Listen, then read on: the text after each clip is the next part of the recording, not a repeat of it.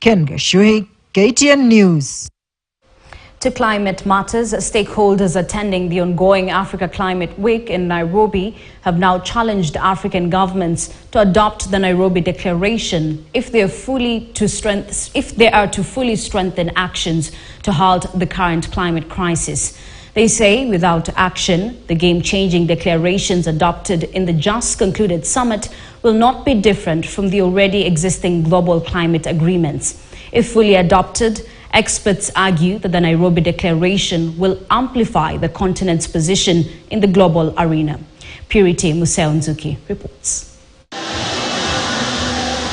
The just concluded Africa Climate Summit paved way for serious conversations between governments and civil society organizations on how best to implement the Nairobi Declaration. As the Africa Climate Week continues, stakeholders in the sector took the opportunity to fully dissect the Nairobi Declaration document for action. So it's a reminder that for sure it's time to take action.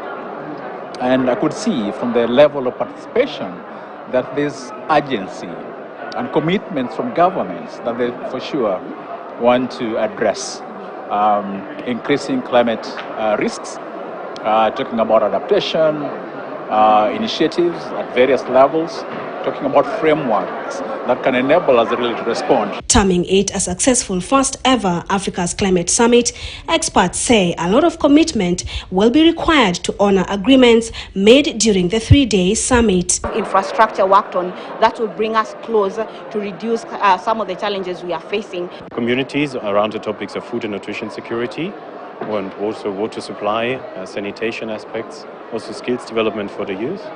And of course, food and nutrition security and water scarcity are one of the key elements that are affected by climate change. Kenya's First Lady, in partnership with the Ministry of Education, has already rolled out an Environment and Climate Change Award for schools dubbed First Lady Mazingira Award FLAMA.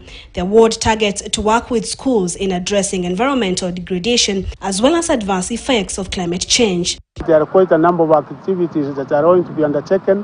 One is tree planting, and even our teachers and the trainers.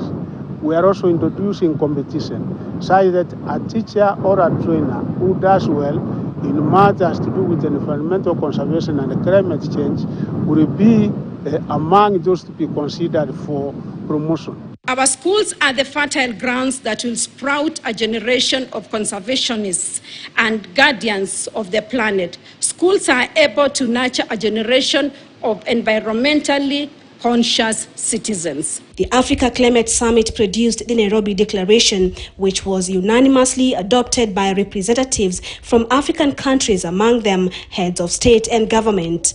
In the lead-up to COP28, Africa wants the global community to act with urgency in reducing emissions, fulfilling its obligations, keeping past promises, and supporting the continent in addressing climate change. With a renewed energy in tackling the climate crisis in the continent, Kenya is now expected to take the lead in making some of the decisions that President William Ruto said could be hard ones, for example, in changing policies to align with Africa's regreening agenda.